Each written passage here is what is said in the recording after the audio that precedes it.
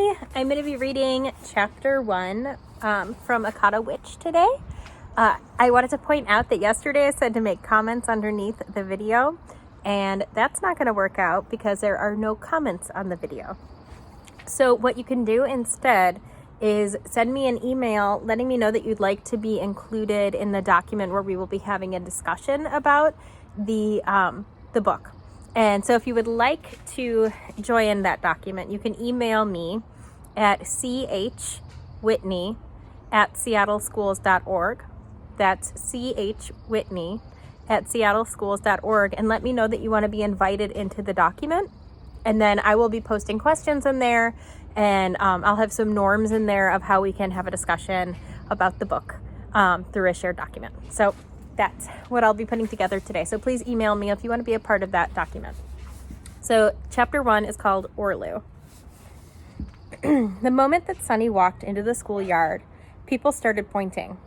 Girls started snickering too, including the girls she usually hung with, her so-called friends. Idiots, Sunny thought. Nevertheless, could she really blame any of them? Her woolly blonde hair, whose length so many had envied, was gone. Now she had a puffy, medium-length afro. She cut her eyes at her friends and sucked her teeth loudly.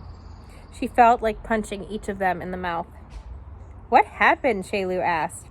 She didn't even have the courtesy to keep the stupid grin off her face. I need a change, Sunny said, and she walked away. Behind her, she still heard them laughing. Now she's really ugly, she heard Shailu say. She should wear some bigger earrings or something, Bucci added. Sunny's ex-friends laughed even harder. If you only knew that your days were numbered, she thought. She shivered, pushing away the images that she had seen in the candle. Her day grew even worse when her literature and writing teacher handed back the latest class assignment. The instructions were to write an essay about a relative.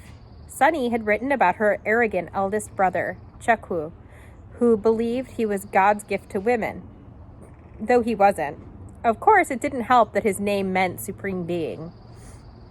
Sunny's essay received the highest mark, Miss Tate announced, ignoring the class's sneers and scoffs. Not only was it nicely written, but it was engaging and humorous. Sunny bit the inside of her cheek and gave a feeble smile.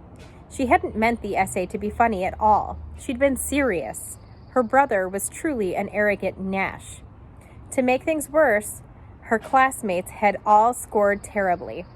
Out of 10 points, most received 3s and 4s. It's a waste of time trying to teach you all proper English, Miss Tate shouted. She snatched a boy's essay and read it aloud. My sister always beg, though she make good money. She likes to have but not give. She no go change. Miss Tate slammed the essay back on the boy's desk. Do you come here just to stare into space, eh? Are you also timid in what you wrote? Who wants to hear my mother is very nice, or my auntie is poor, and in rotten English at that? This is why I asked you to write about a relative. It was supposed to be easy. As she spoke, she stomped and clomped about the classroom. Her face grew redder and redder. She stepped in front of Sunny's desk. Stand, please. Sunny looked around at her classmates. Everyone just stared at her, with slack faces and angry eyes. Slowly, she stood up and straightened her navy blue uniform skirt. Miss Tate left her standing as she went to her desk in front of the class. She opened a drawer and brought out her yellow wooden switch. Sunny's mouth dropped open. I'm about to be flogged, she thought. What did I do? She wondered if it was because she was 12, the youngest in the class. Come, Miss Tate said. But... Now, she said more firmly. Sunny slowly walked to the front of the class, aware of her classmates' eyes boring into her back. She let out a shallow breath as she stood before her teacher. Hold out your hand, Miss Tate said, already bloated with anger. Sunny shut her eyes and braced herself for the stinging pain. But no sting came. Instead, she felt the switch placed in her hand. She quickly opened her eyes. Miss Tate looked to the class. Each of you will come up, and Sunny will give you 3 strikes on your left hand, she said wryly. Maybe she can beat some sense into you. Sunny's stomach sank as her classmates lined up before her. They all looked so angry, and not the red kind of angry that burns out quickly, but the black kind, the kind that is carried outside of class. Orlu was the first in line. He was the closest to her age, just a year older. They'd never spoken much, but he seemed nice. He liked to build things. She'd seen him during lunch hour.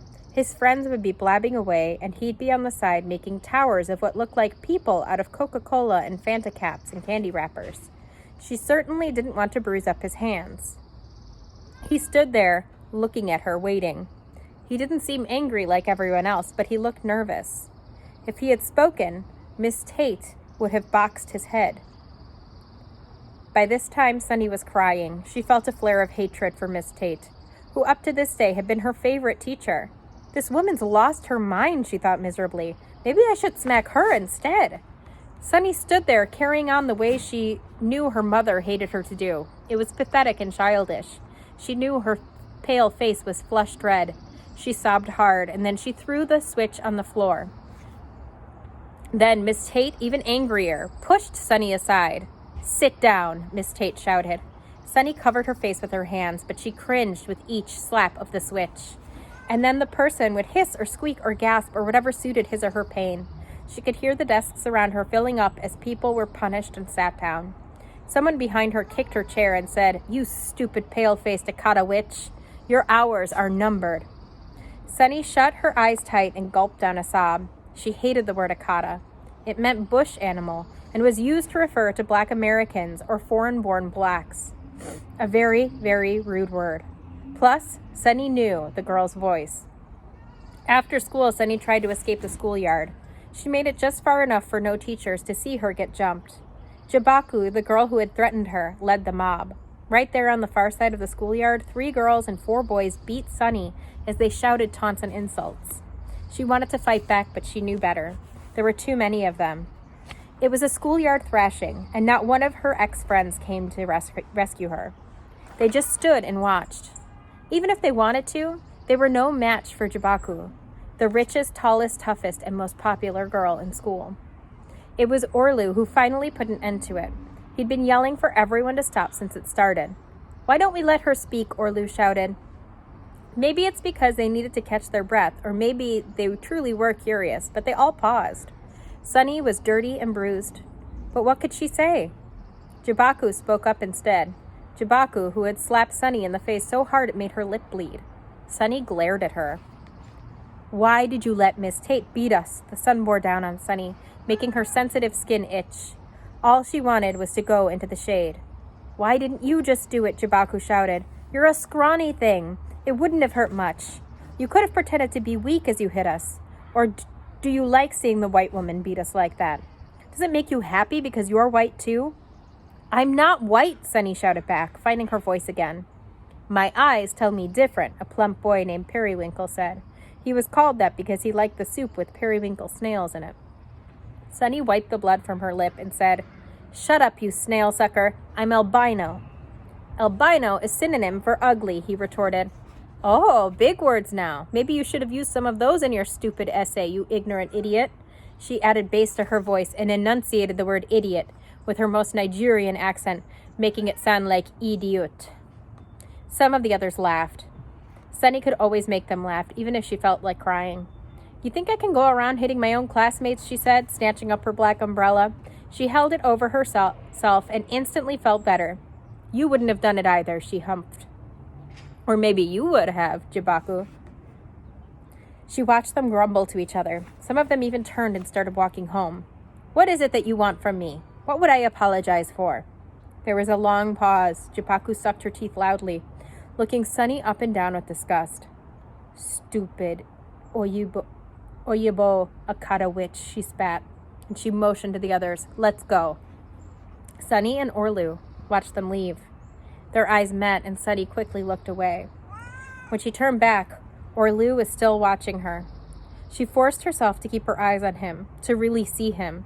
He had slanted, almost cat-like eyes and high cheekbones.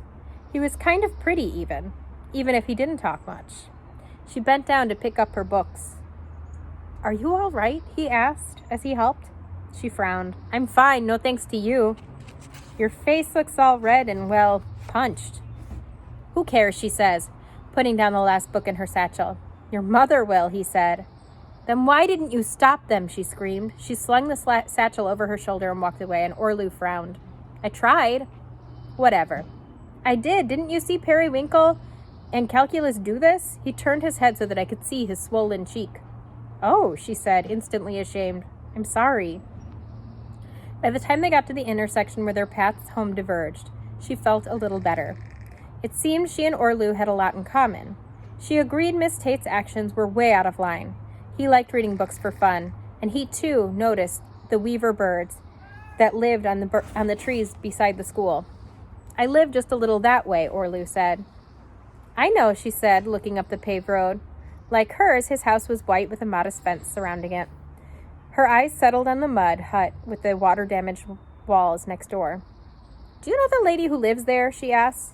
There was smoke coming from the back, probably from a cooking fire, she thought. She had only seen the woman who lived in it some years ago. She had smooth brown skin tinted slightly red from the palm oil she rubbed on it. Most of the people in the area believed she was some sort of witch and left her alone. Oh, that's Nim's house. She lives there with her daughter, Orlu said.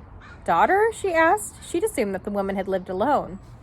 Hey, someone yelled from behind them. Orlu, who's the Anyacha? Good Lord, Orlu groaned. Will the drama never end? Sunny whirled around. Don't call me that, she said before she got a good look at the girl. I hate when people call me that. Do I look like a European? You don't even know me. Seen you around, the girl said. She was fine bone, black-brown, and elfin, but her voice was loud and strong and arrogant. So was her smile. She wore old-looking red, yellow, and blue dress and no shoes. She swaggered over to Sunny, and they stood there, sizing each other up. Who are you? Sunny finally asked. Who are you? The girl retorted. Did someone run you over? Orlu sighed loudly, rolling his eyes. Sunny, this is Chi-Chi, my neighbor. Chi-Chi, this is Sunny, my classmate. How come I've never seen you at school? Sunny asked, still irritated. She dusted off her hopelessly dirty clothes. You look around our age, even though you are kind of small. I've never needed your stupid school. Before Chi-Chi could say any more, she and Orlu exchanged a look. And I'll never tell you my age. I could be older or younger than you. You'll never know, even if you are half ghost and half human. She smirked, looking Sunny up and down, obviously itching for a fight. Even when you speak Igbo, you don't sound Igbo. It's my accent. I'm American, Sunny said through gritted teeth. I spent most of my life there. I can't help the way that I speak. Chi-Chi put her hands up in mock defense. Oh, did I hit a sore spot? I'm so sorry, she laughed. Sunny could have slapped her. At this point, another fight wouldn't have made much difference. Well, Orlu quickly said, stepping between them, this isn't going very well. You live here? Sunny asked, leaning around Orlu and motioning toward the hut. Yeah, Chi-Chi said, my mother and I don't need much. Why? She asked. Orlu stepped back, looking perplexed. I'll never tell you, Chi-Chi said with a sly grin. There's more to this world than big houses, she chuckled, turning away. Have a nice evening, Orlu. See you around, Sunny. Yeah, if I don't step on you first, Sunny said. Yeah, and if I even see you coming, ghost girl, Chi-Chi shot back over her shoulder. Orlu only shook his head. So that was a pretty intense chapter about what happened with her at school. And I'm hoping that we can process that a little bit in the discussion document. At the end of the chapter, there's always a little bit from the book for free agents, and this one is called Home. It says, home will never be the same once you know what you are. Your whole life will change. Nigeria is already full of group circles cultures. We have many ways. You are Yoruba, Hausa, Ibibio, Fulani, Ogano, Tiv, Nupe, Kanuri, Ijwa, Anang, and so on.